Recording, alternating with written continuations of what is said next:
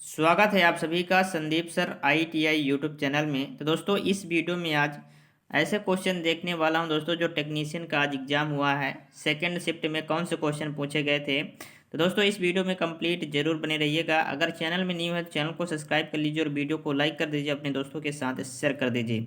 तो चलिए दोस्तों, कुछ क्वेश्चन दोस्तों मिले हैं, उनमें आपको मैं बताने वाला हूँ कौन कौन से क्वेश्चन दोस्तों पूछे गए थे। टोटल 40 क्वेश्चन पूछा जाता है साइंस में, लेकिन दोस्तों इसमें कुछ ही क्वेश्चन हैं जो बताया गया है। ठीक है, तो चलिए दोस्तों देख लेते हैं। इनमें से कौन सा एक उभयधर्मी ऑक्साइड है। तो उभयधर्मी ऑक्साइड है Al2O3। कौन सा है? Al2O3 उभयधर्मी ऑक्साइड है। अगला क्वेश्चन है, कौन सा ऊतक विभाजन में सक्षम है। तो दोस्तों ये very very most important question है। LP दोस्तों RPF जो एग्जाम हुआ है उसमें दोस्तों कई बार ये क्वेश्चन पूछा गया है। ठीक है, इसका हो जाएगा विभोज्य ऊतक ऊतक। ठीक है, तो ये इसका राइट आंसर हो जाएगा। अगला क्वेश्चन, फूल के नर प्रजनन भाग को खाली स्थान कहा जाता है। तो फूल के नर प्रजनन भाग को क्या कहा जाता है? इसको बोला जाता है पुंकेसर। और स्त्री के प्रजनन मादा के प्रजनन अंग का जो नाम है दोस्तों वो है, क्या नाम है? स्त्री केसर। क्या नाम है? स्त्री केसर। तो नर का जो नर प्रजनन भाग है वो है पुंकेसर और मादा प्रजनन भाग है वो है स्त्री केसर। अगला क्वेश्चन,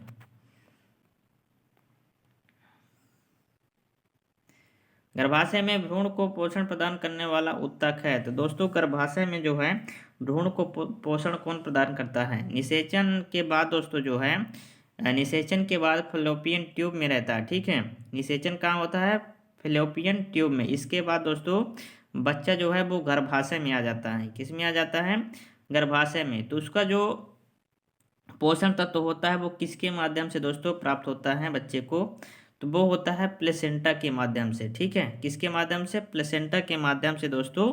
एक नाल होती है उसके माध्यम से दोस्तों क्या होता है? बच्चे को पोषण तत्व मिलता है और दोस्तों जो अपशिष्ट होता है उसी के माध्यम से दोस्तों बाहर उत्सर्जन हो जाता है। ठीक है, अगला क्वेश्चन,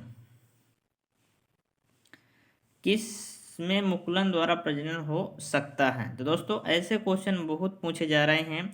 मुकुलन द्वारा, ठीक है, विखंडन द्वारा, तो ये हो जाएगा हाइड्रा। दोस्तों ये very very most important question है।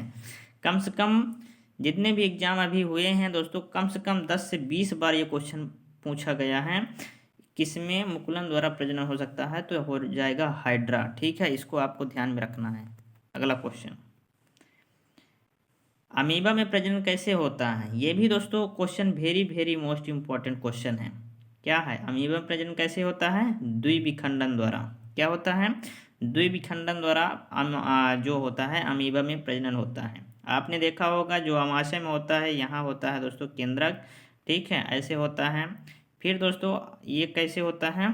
इस तरह से हो जाता है। इसका जो केंद्रक है वो कुछ बड़ा हो जाता है। फिर दोस्तों ऐसे हो जाता है। ठीक है, इस तरह से क्या होता है? अमीबा में दो विखंडन हो जाता है। फिर यहाँ दोस्तों ये पूरे दो विखंडन हो जाता है, अलग अलग हो जाते हैं। ठीक है, इस तरह से इनका प्रजनन होता है। इस तरह से दोस्तों अमीबा का जो है प्रजनन होता है, ये दो विखंडन द्वारा होता है। अगला क्वेश्चन, भ्रूण एक विशेष तंतु की सहायता से माँ के रक्त में पोषण प्राप्त करता है। इस तंत्र को कहा जाता है। अभी दोस्तों क्वेश्चन आया था कि क्वेश्चन रिपोर्ट है, ये होगा नाल या प्लेसेंटा। ठीक है, अगला क्वेश्चन, कौन सा ऊतक मृत कोशिकाओं के संयोजन से बना होता है। तो मृत कोशिकाओं के संयोजन से कौन सा उस ऊतक बना होता है दोस्तों? स्क्लेरेनकाइमा। कौन सा होता है? स्क्लेरेनकाइमा। दोस्तों यह कठोर ऊतक होता है। कैसा होता है? कठोर होता है। ठीक है, तो आपको अगर कठोर पूछा जाता है तो दोस्तों स्क्लेरेनकाइमा आपको लगा देना है। ठीक है, कठोर या मजबूत। तो स्क्लेरेनकाइमा दोस्तों हो जाएगा। मृत कोशिकाओं के संयोजन से कौन बनता है? स्क्लेरेनकाइमा। नारियल में दोस्तों यही ऊतक होता है, स्क्लेरेनकाइमा। नारियल का जो होता है फल होता है दोस्तों, उसमें यही ऊतक होता है। अगला क्वेश्चन, टेस्टोस्टेरोन को एक नर सेक्स हार्मोन्स है, खालिस्तान में संश्लेषित होता है। तो दोस्तों ये संश्लेषित होता है वृषण में। किस में होता है? वृषण में होता है। और दोस्तों जो मादा दोस्तों हार्मोन्स होता है उसको बोलते हैं एस्ट्रोजन। ठीक है, ये आपको ध्यान में रखना है। अगला क्वेश्चन अभिक्रिया से चूना क्लोरीन के साथ अभिक्रिया करके क्या बनाती है? तो जब चूना दोस्तों क्लोरीन के साथ अभिक्रिया करेगी तो ये बनाएगी ब्लीचिंग पाउडर। क्या बनाएगी? Bleaching powder. अगला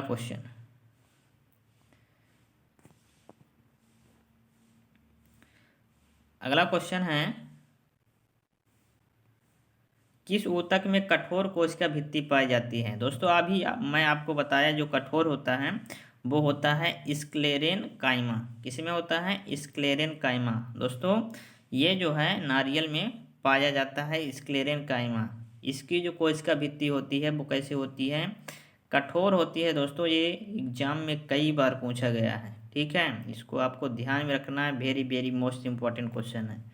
अगला क्वेश्चन, धातुओं में कौन सी चमकदार होती है? तो धातुओं में दोस्तों आपने नमक को देखा होगा, आयोडीन को। ठीक है, इसका जो संकेत होता है वो आई होता है। तो आयोडीन जो है वो अधातुएं हैं। ठीक है, तो ये दोस्तों क्या होती है? चमकदार होती है। क्या होती है? चमकदार। अगला क्वेश्चन, हाइड्रा, स्टारफिश, प्लेनेरिया इनमें से किस प्रक्रिया द्वारा उत्पन्न होते हैं? तो हाइड्रा हो गया, स्टारफिश हो गया, प्लेनेरिया हो गया। ये कैसे उत्पन्न होते हैं दोस्तों? पुनर्जनन। कैसे उत्पन्न होते हैं? पुनर्जनन के द्वारा। अगला क्वेश्चन, में पतली कोशिका भित्ति के साथ अपेक्षाकृत गैर विशिष्ट कोशिकाएं होती हैं। किसमें दोस्तों पतली कोशिका भित्ति के साथ गैर विशिष्ट कोशिकाएं होती हैं? तो ये होती हैं पैरेनकाइमा। किसमें होती हैं? पैरेनकाइमा में। ठीक है, पैरेनकाइमा में होता है। इसको आपको ध्यान में रखना है। Very very most important question है दोस्तों, कई बार दोस्तों ये पूछा जा चुका है। अगला क्वेश्चन, खाली स्थान के कारण जड़ तथा तने के घेरे में वृद्धि होती है। किसके कारण दोस्तों जड़ और तने के घेरे में क्या होती है? वृद्धि होती है। तो ये हो जाएगा पार्श्व विभोज उत्तक। कौन सा हो जाएगा? पार्श्व विभोज उत्तक। ठीक है, ये हो जाएगा पार्श्व विभोज उत्तक। एक होता है दोस्तों, तीन प्रकार के होते हैं। ऊपर होता है शीर्ष विभोज उत्तक और बीच में होता है पार्श्व विभोज उत्तक। ठीक है, तो पार्श्व विभोज उत्तक क्या करता है? तने के घेरे में वृद्धि करता है। चलिए अगला क्वेश्चन है, H2SO4 सल्फ्यूरिक अम्ल का आणविक द्रव्यमान। दोस्तों ये क्वेश्चन हर शिफ्ट में पूछा जा रहा है, आणविक द्रव्यमान वाला। ठीक है, तो आणविक द्रव्यमान आपको कैसे निकालना है ये आपको ध्यान देना है। मैं अभी बता रहा हूँ कैसे निकालना है आपको। ठीक है, तो दोस्तों इसको आपको निकालने के लिए, ठीक है,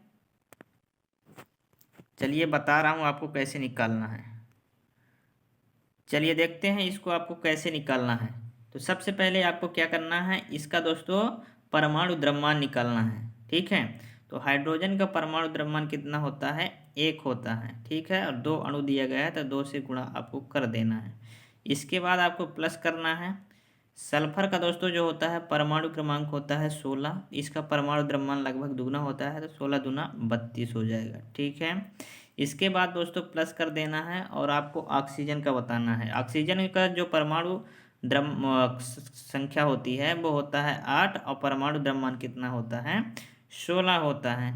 और दोस्तों ऑक्सीजन कितने अणु दिया गया है? 4, तो आपको 4 से गुणा कर देना है। ठीक है, इसके बाद आपको क्या करना है? 1 का गुणा 2 में करेंगे तो 2 हो जाएगा और ये हो जाएगा 32 और प्लस 16 चौको 64 हो जाएगा। इसके बाद आपको क्या करना है? सबको जोड़ देना है। 4 2 6 और ये दोस्तों 8 हो जाएगा। ठीक है, और 6 3 9 हो जाएगा। टोटल कितना हो जाएगा? 98 U। तो 98 U ऐसे निकालना है आपको। और दोस्तों ये क्वेश्चन पूछा गया था आणविक द्रव्यमान का संकेत क्या है? तो इसको हम U से डिनोट करते हैं। ठीक है, यू से भी करते हैं दोस्तों और एम से भी करते हैं, ये आपको ध्यान में रखना है। ठीक है, तो इस तरह से आपको निकालना है। अगला क्वेश्चन, अगला क्वेश्चन है 1 जूल बराबर कितना होता है? तो 1 जूल बराबर होता है 1 न्यूटन गुणे 1 मीटर। अगला क्वेश्चन,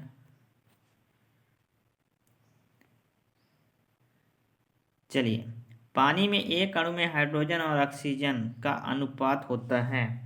चलिए, इसमें आपको हाइड्रोजन और ऑक्सीजन का अनुपात बताना है। पानी का जो सूत्र होता है H2O।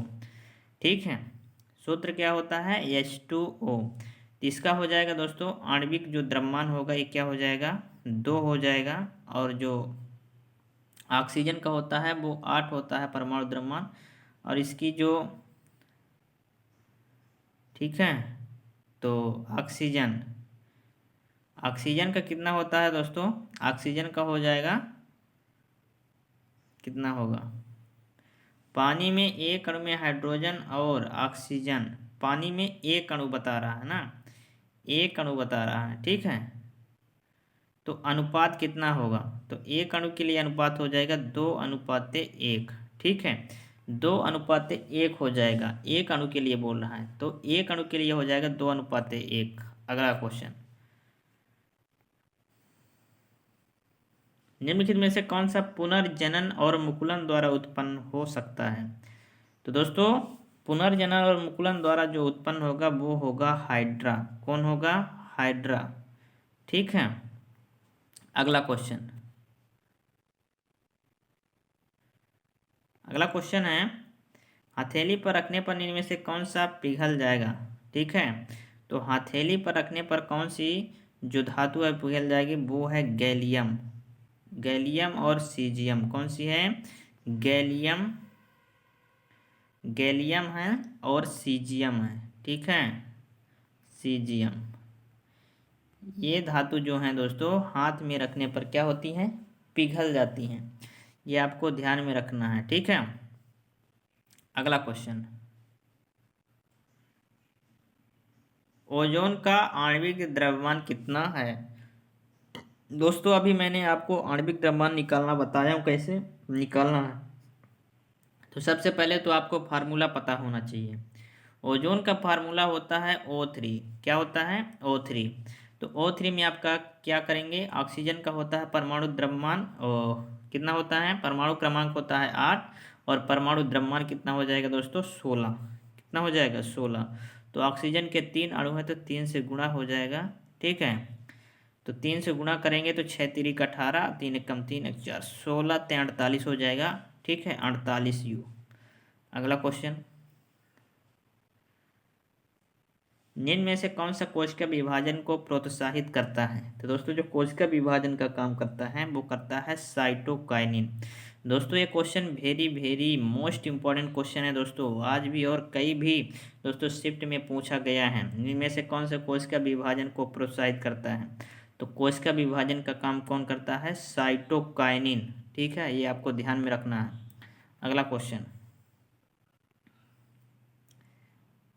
निम्नलिखित में से किसे ना तो उत्पन्न किया जा सकता है और ना ही नष्ट किया जा सकता? तो दोस्तों, ऊर्जा को ना ही उत्पन्न किया जा सकता और ना ही नष्ट किया जा सकता। एक दोस्तों आपसे पूछता है द्रव्यमान संरक्षण का नियम।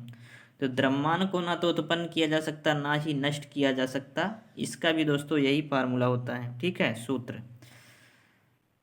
तो ये परिभाषा हो जाएगी, ना तो उत्पन्न किया जा सकता और ना ही नष्ट किया जा सकता ऊर्जा का, ऊर्जा संरक्षण का नियम हो जाएगा। और द्रव्यमान संरक्षण का पूछता है तो द्रव्यमान संरक्षण का क्या होता है?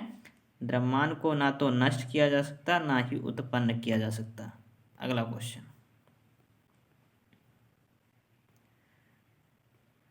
उस अभिक्रिया को क्या कहते हैं जिसमें 2 यौगिक आयनों का आदान प्रदान कर नए यौगिक बनाते हैं?